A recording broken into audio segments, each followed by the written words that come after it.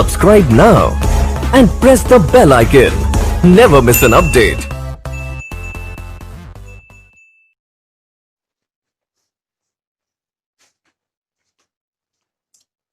Good morning everyone.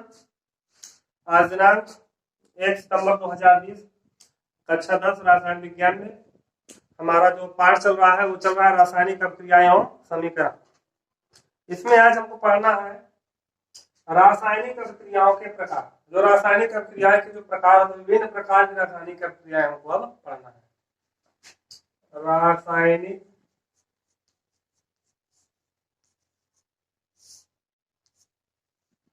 रासायनिक अभिक्रियाओं के प्रकार।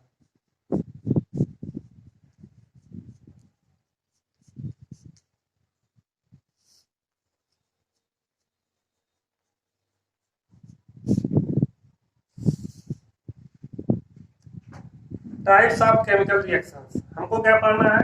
रासायनिक अभिक्रियाओं के प्रकार, यानी कि types of chemical reactions. Chemical reactions कितने प्रकार की होती हैं?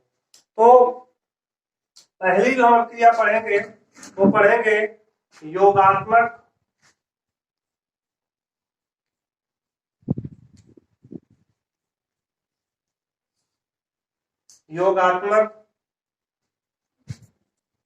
अथवा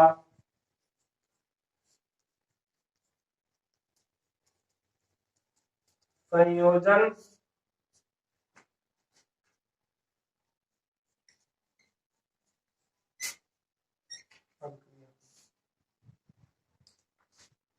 योगात्मक अथवा संयोजन अभिक्रिया, या इसे संकलन अभिक्रिया भी कहते हैं। संकलन अभिक्रिया, इसे योगात्मक अथवा संयोजन अभिक्रिया, एडिशन और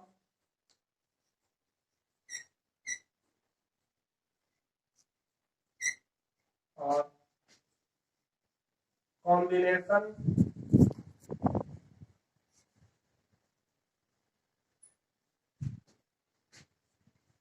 रिएक्शन।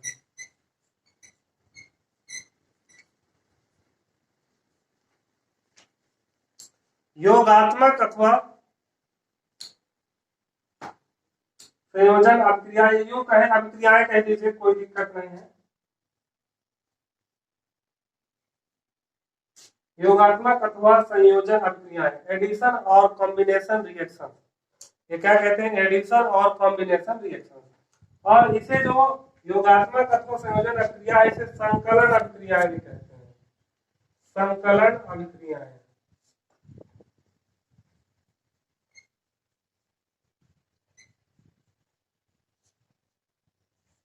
संकलन का मतलब ये होता है कि जुड़ जाए आपस में।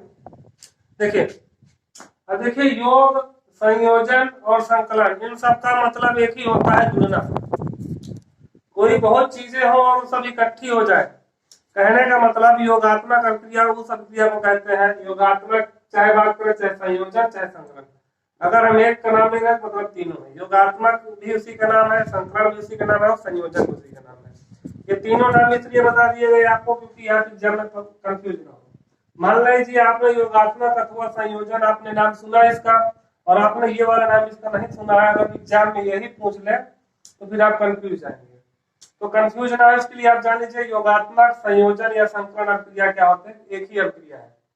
तो देखिए, योगात्मक अथवा संयोजन अभिक्रिया क्या होती है कि जब दो या दो से अधिक अभिकारक पदार्थ, जब दो या दो से अधिक अभिकारक पदार्थ आपस में क्रिया करके एक नए एकल पदार्थ का निर्माण करते हैं। जो नया पदार्थ बनेगा वो सिर्फ क्या बनेगा? एक बनेगा। जैसे यदि हम बात करें, हाइड्रोजन और क्लोरीन आपस में क्रिया करके क्या बनाते हैं? हाइड्रोक्लोरिक अम्ल। कार्बन और ऑक्सीजन आपस में क्रिया करके क्या बनाते हैं? CO2। बिना बुझा चूना जल से अभिक्रिया करके क्या बना लेता है? बुझे हुए चूने का निर्माण करता है। तो इसमें देखिए, इसमें दो अभिकारक मिलकर के एक पदार्थ का निर्माण कर रहे हैं। इसमें भी दो अभिकारक मिलकर के सिर्फ सिंगल पदार्थ, एक पदार्थ का निर्माण कर रहे हैं। इसमें भी दो अभिकारक है और दोनों अभिकारक मिलकर के एक पदार्थ का निर्माण करते हैं। तो संयोगात्मक अभिक्रिया में क्या होता है कि कितने भी अभिकारक हो, दो हो, दो से ज्यादा अभिकारक हो, दो सब आपस में क्रिया करके एक नए एकल पदार्थ का निर्माण करते हैं, तो यह अभिक्रिया क्या कहलाती है? योगात्मक या संकलन या संयोजन अभिक्रिया कहलाती है। सभी कंपाउंड्स आपस में जुड़ जाए, ये तो समझने के लिए दिखा दिया, समझ गए होंगे।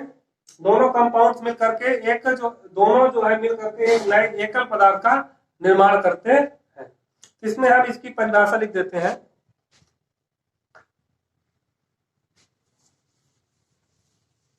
देखिए,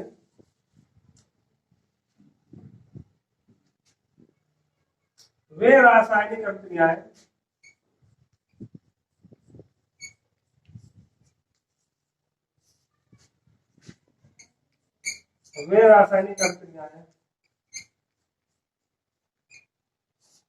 जिनमें दो या दो से अधिक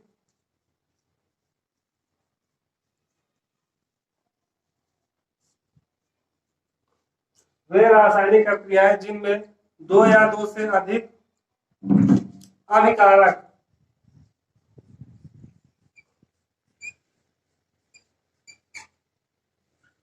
देखिए, अब हमारा अभिकारक क्या है? अभिकारक तत्व भी हो सकता है, यौगिक भी हो सकता है, या दोनों हो सकते हैं। क्या होगा? तत्व या यौगिक या दोनों।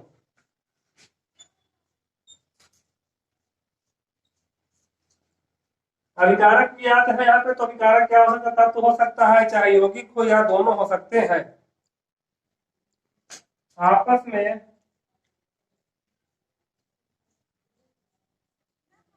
संयोग करके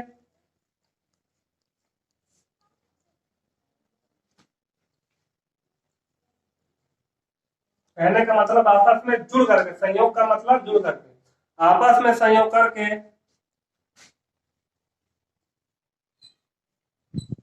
केवल केवल क्या करते हैं? एक नया पदार्थ बनाते हैं, सिर्फ सिंगल पदार्थ, एक नया पदार्थ बनाते हैं।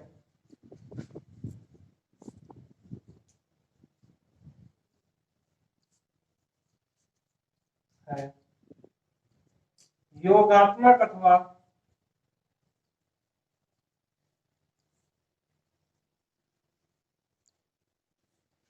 संयोजन अभिक्रियाएं कहलाती हैं।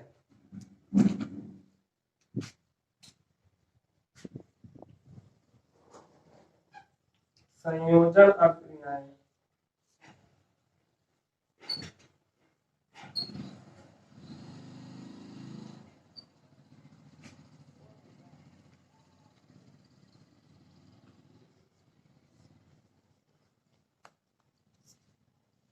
तो ऐसी रासायनिक अभिक्रिया जिनमें क्या हो? दो या दो से अधिक अभिकारक दोनों आपस में संयोग कर करके एक सिर्फ एक नया पदार्थ बनाते हैं, वो अभिक्रिया क्या कहलाती है?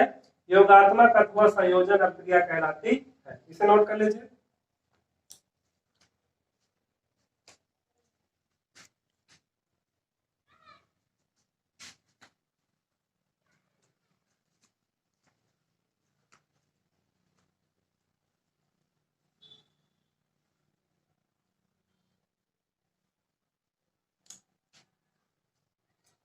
अब उदाहरण देखिए इसके।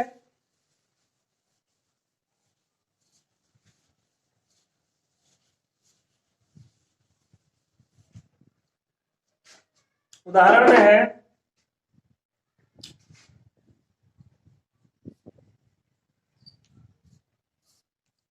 उदाहरण में पहला नंबर हाइड्रोजन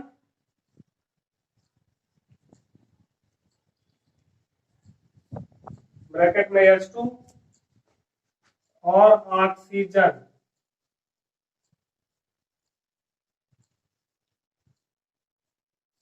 ब्रैकेट में O2 के संयोग से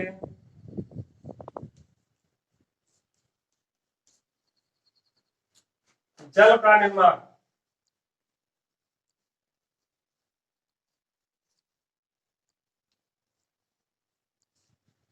H2 और O2 के संयोग से मतलब हाइड्रोजन और ऑक्सीजन के संयोग से जल का निर्माण क्या है, योगात्मक अभिक्रिया है। देखिए होता क्या है, जो हाइड्रोजन होता है, हाइड्रोजन जब ऑक्सीजन से अभिक्रिया करता है, ठीक है, हाइड्रोजन जो है गैसियस स्टेट में रहता है और ऑक्सीजन भी किस अवस्था में रहता है, गैसियस स्टेट में। गैसीय अवस्था में हाइड्रोजन, गैसीय अवस्था में ऑक्सीजन आपस में क्रिया करके इनको जब हम जलाते हैं, जलाने पर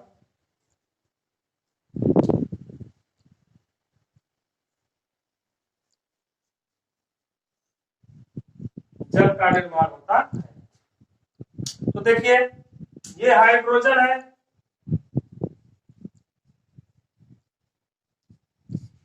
और ये ऑक्सीजन है, दोनों मिल करके क्या बना रहे हैं, जल, एक नए पदार्थ। सिर्फ कितना पदार्थ यहाँ पे भी कह रहे हैं, कितने हैं, दो पदार्थ। दो पदार्थ आपस में क्रिया करके एक नए, सिर्फ योगात्मक अभिक्रिया की विशेष पहचान है कि सिर्फ इसमें क्या पदार्थ कितना बनेगा, सिंगल, एक पदार्थ से बनेगा, क्या बना यहाँ पे, जल। दूसरा देखिए हाइड्रोजन और क्लोरीन के संयोग से HCl का निर्माण। जैसे कि हम कहें H2 + Cl2 एरो बराबर 2HCl। हाइड्रोजन और क्लोरीन आपस में क्रिया करके क्या बना लेते हैं, हाइड्रोक्लोरिक अम्ल बनाते हैं। ये गैसियस स्टेट, ये भी गैस में और ये भी गैस में। ये हाइड्रोजन और क्लोरीन और हाइड्रोक्लोरिक अम्ल का निर्माण। इसी प्रकार यदि हम कहें सल्फर और ऑक्सीजन का संयोग, देखिए सल्फर ठोस अवस्था में होती है और ऑक्सीजन गैस अवस्था में होती है। दोनों क्रिया करके SO2 का निर्माण, SO2 गैस का निर्माण करते हैं। तो ऐसी अभिक्रिया जिसमें दो या दो से अधिक पदार्थ आपस में क्रिया करें और आपस में क्रिया करने के बाद एक नए पदार्थ, एकल नए पदार्थ का निर्माण करें, वह अभिक्रिया क्या कहलाती है, योगात्मक अथवा संयोजन अभिक्रिया कहलाती है। नोट कर लीजिए इसे।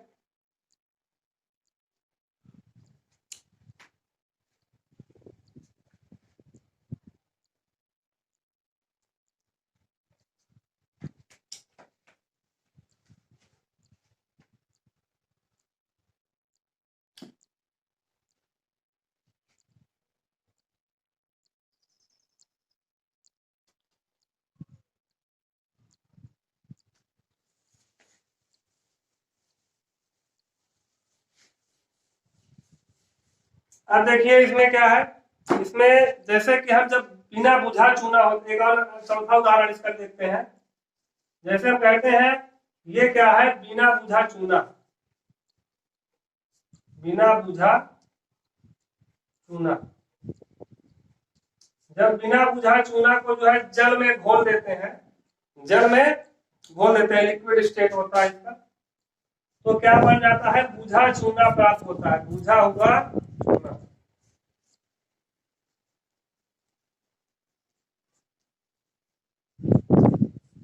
ये भी क्या है, योगात्मक अभिक्रिया का उदाहरण है, इसमें दो पदार्थ आपस में क्रिया करके सिर्फ एक पदार्थ का निर्माण कर रहे हैं। ये तो आप दैनिक जीवन देखते हैं, जैसे सूखा चूना होता है, जब सूखा चूना को जल में बनाते हैं तो क्या होता है, बुझा हुआ चूना प्राप्त होता है। और प्लस क्या होता है, ऊष्मा, ये होता है एक्वस फॉर्म में, और क्या निकलती है प्लस इसमें ऊष्मा निकलती है। अब ऊष्मा के आधार पर जो क्रियाएं होती है, दो प्रकार की, ऊष्मा क्षेपी और ऊष्मा शोषी, उसे हम आगे पढ़ेंगे, लेकिन अभी इसे आप देखते हैं, ठीक है। तो ये बिना बुझा चूना को जब जल में क्या करते हैं, मिलाते हैं, तो क्या होता है, बुझा हुआ चूना प्राप्त होता है। और ये बुझा हुआ चूना होता है, ये चौथा, पहले इसे एग्जाम्पल नोट कर लीजिए।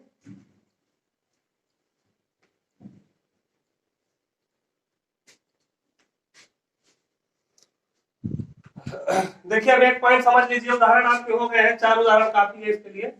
अब एक चीज समझ लीजिए, जो बुझा चूना होता है, इसमें एक पॉइंट हम आपको समझाना चाहते हैं। देखिए जो बुझा चूना होता है CaOH का होल ट्वाइस, इसको जब हम दीवारों पर पोतते हैं, दीवारों और छतों में जब सफेदी करने के लिए क्या करते हैं, इस्तेमाल करते हैं, तो होता क्या है, जब इसे हम लोग दीवारों पे या छतों पे, जब इसे एक्वस फॉर्म में जब ये रहता है, जलीय विलयन जब एक्वस फॉर्म में रहता है, किस फॉर्म में, एक्वस फॉर्म में रहता है, तब इसे क्या कर दीवारों पर पोतते हैं। जब ये दीवारों पर कूद जाता है तो उसके बाद ये क्या कर लेता है, CO2 गैस कार्बन डाइऑक्साइड से क्रिया करके कैल्शियम कार्बोनेट की परत, कैल्शियम कार्बोनेट की परत का क्या कर देता है, निर्माण करता है। इसका निर्माण करता है, कैल्शियम कार्बोनेट की परत का निर्माण करता है। इस कैल्शियम कार्बोनेट CaCO3 को ही संगमरमर या चाक, जो चाक है वो चाक का सूत्र क्या होता है, यही होता है, ये बताना इंपॉर्टेंट था। तो जब बुझा हुआ चूना जो है, जब बुझा हुआ चूना जो होता है CO2 के साथ जब उसकी अभिक्रिया होती है तो क्या करता है, कैल्शियम कार्बोनेट, तो जो आप दीवारों में जो आप चूना पोतते हैं, जो चूना होता है जब CO2 गैस से अभिक्रिया कर लेता है, जो वातावरण में CO2 गैस होती है, तो उससे अभिक्रिया के बाद करने के बाद एक अघुलनशील परत का निर्माण कर लेता है। जो परत जिसको आप पोत देते हैं वो क्या हो जाती है, सूखने के बाद अघुलनशील परत हो जाती है। तो वो जो परत होती है किसकी होती है, कैल्शियम कार्बोनेट की होती है। और कैल्शियम कार्बोनेट को संगमरमर या चाक भी कहते हैं। इसे आप चाहे इसे रिएक्शन को नोट करके लिख सकते हैं। जब आप दीवारों पर पोतते हैं तो आप इसे पोतते हैं, फिर ये क्या होता है, जो इसे पोता रहता है ये CO2 गैस से क्रिया करके क्या बनाता है, कैल्शियम कार्बोनेट की परत का क्या है, निर्माण करता है दीवारों में। और इसको जो है कैल्शियम कार्बोनेट जो सूत्र होता है, ये संगमरमर जो बनता है, चाक बनता है, उसका सूत्र भी क्या होता है, उसे कैल्शियम कार्बोनेट ही कहते हैं। तो आज की वीडियो फिलहाल इतना ही। ये हमारा योगात्मक अभिक्रिया यहाँ से कंप्लीट हो जाती है।